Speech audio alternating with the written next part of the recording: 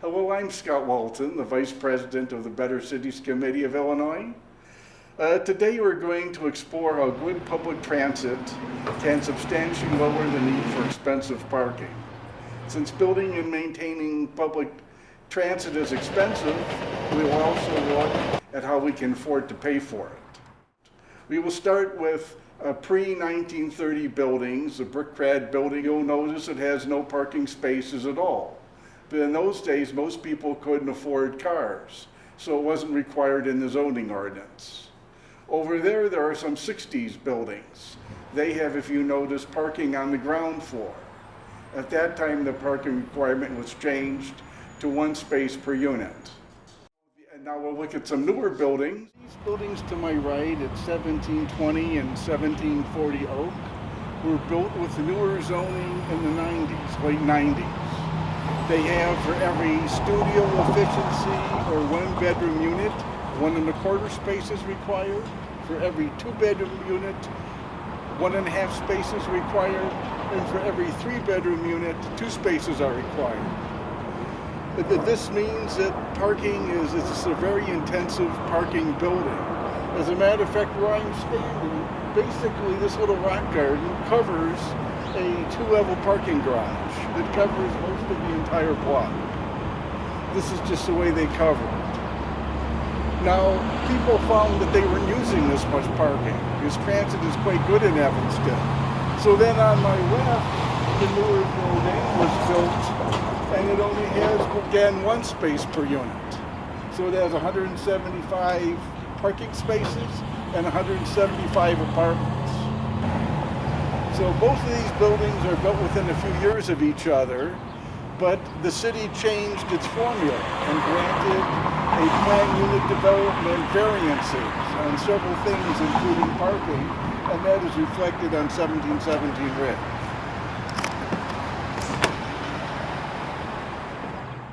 Now we are going to look at 5 proposed under construction or existing buildings that do not meet Evanston's current building zoning ordinance. First is the Marion. The addition and renovation over there. This 9-story retirement building was once an old transient hotel that was modified some time ago into apartments. It was built in 1919 as a normal transient commercial hotel. It has no parking, and over the years, it just changed to be basically a retirement home. The individual rooms are put together and made small apartments. So a few years ago, they changed it yet again, and if you notice back there, you see the elevator going up. They're adding a new addition, and that should have 68 parking spaces. But being Evanston, the whole building will have 0 spaces.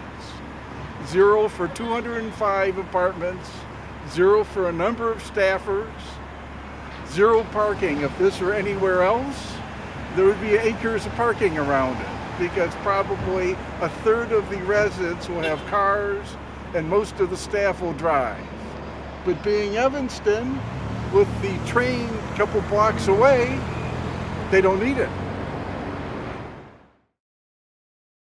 This Hyatt Suites hotel only has 114 units. It has a restaurant, it has commercial space, it has meeting rooms, and it can get by in Evanston with only 33 parking spaces. If this was out somewhere more car dependent in the suburbs, it would have a big parking lot around it and probably close to 150 spaces. It's a testament to downtown Evanston as it is here today that much parking isn't required. As a matter of fact, this even meets zoning, which is some people surprising. The zoning is only 1 space for every 4 hotel rooms, plus space for some spaces for the workers.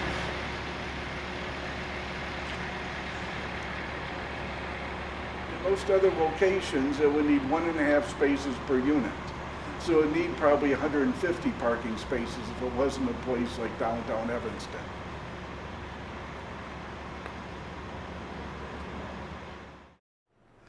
And then we move on to 601 Davis. It includes this vacant lot and the drive up for Chase Bank. and also the building on the corner. What is going to happen here, this is going to be a 27-story building that will have 216 units, that will have about 10,000 square feet of office space and about 10,000 square feet of commercial space. Now, in all this building, according to code, it would have 307 parking spaces. But they got the city to allow them to get by with 175 spaces.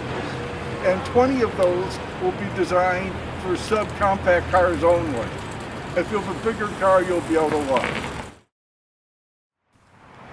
Now we go to 1571 Maple. This proposed 12-story building will have 101 apartments and with zero, or there's no parking on site for them at all. The owner will instead lease 101 spaces at a nearby city parking garage, the Maple Street Garage, which is 2 blocks north. The 4,000 square feet of stores will have 10 outside spaces, and the building will also provide 2 ride-sharing spaces and pay in some money to the City Divvy bike program. This building at Chicago and Main Street, 10-story building, it's going to have 8 floors of apartments. The second floor will be office space. The ground floor will be commercial or stores. The parking is interesting. You'll have 127 spaces on property. But of those, 6 will be tandem, a front and back, so the front car cannot really get out without moving the back car first. And then 15 spaces will have a lift to take it up to the second level, which could break down. Now, in addition to that, a half a block more will be 25 spaces in the parking lot. Although that sounds good, with the 112 units, with the size they are, and all the commercial and parking, they really need 216 parking spaces, and they're going to have 152. And they had to connive basically to get them by doing things that the zoning does not normally permit. We need to consider how to better maintain our transit system. The Regional Transit Authority did a study which indicated that we have over $20 billion in deferred maintenance right now. This is so bad, the bridge is coming off, the concrete abutment is coming off in my finger. No tools, no screwdriver, no, just pull it off with my finger. That's how bad it is. And if you look up here in the corner, a rebar is actually showing through and is rusting out. So actually the concrete structure is starting to give out here. And then if you look up here, you'll see that they painted it, that they're painting it over severe fissures and cracks. And where they should have actually repaired it, all they did is paint it over to make it look pretty. If you notice, they painted the bridge in 1174. That's over 40 years ago, and that was probably the last time. Because if they painted it after that, they would paint it over the sign. This hasn't been painted for 40 years. That is atrocious. I didn't see that before. Look at that. That's crazy.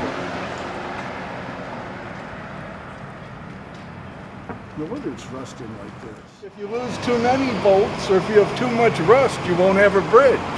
Because that's all that holds us up is the steel, the integrity of the steel. It's bad enough we have pigeons, and that's what they protect for that. The grading, but the real problem is not maintaining it. It needs to be scraped down and painted with 2 or 3 coats of paint. We need to fix some of the bolts and put new ones in where necessary. And then we got to work at the concrete abutment. Like, look, it's the concrete is showing serious vertical cracks. On the end, you can see it actually, a whole piece has just come off. You see all the cracks. This bridge was considered bad enough, they had to shore it up. They don't have the money to fix it, of course, they just shored it up. We have over $20 billion in deferred maintenance right now. And the next 10 years, they'll add another estimated 13.4 billion in needed transit. Now, this is not for fancy new systems. This doesn't include operating expenses.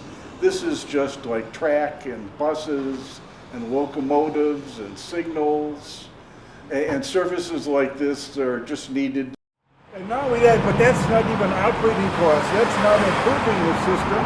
That's just keeping our 100-year-old system alive so another generation can use it and get to work. I hope you have seen how important transit is and how transit-inspired development can work for Evanston. We have looked at several buildings that have reduced parking because of their access to good transit. And this has made a big difference in the quality of life and in how much parking has been needed. The city of Evanston has agreed with this because they have passed a planned unit development ordinance which provided various incentives for the developer. Transit friendly these days includes more than just buses and trains. In the case of Evanston, it's a walkable downtown, dedicated bike lanes, rapid transit, heavy rail, suburban buses, a divvy bike rental system, and bike storage rooms in many new developments. Each garage space saves the developer approximately $20,000 to $30,000 over the cost of having to build it. So a space saved is a big incentive for them. For more information, please contact the Better Cities Committee of Illinois at P.O. Box 57, Evanston, Illinois, 60204, or go to their website, www.landtaxoneword.org. Special thanks to the Robert Schachenbach Foundation for making this video possible.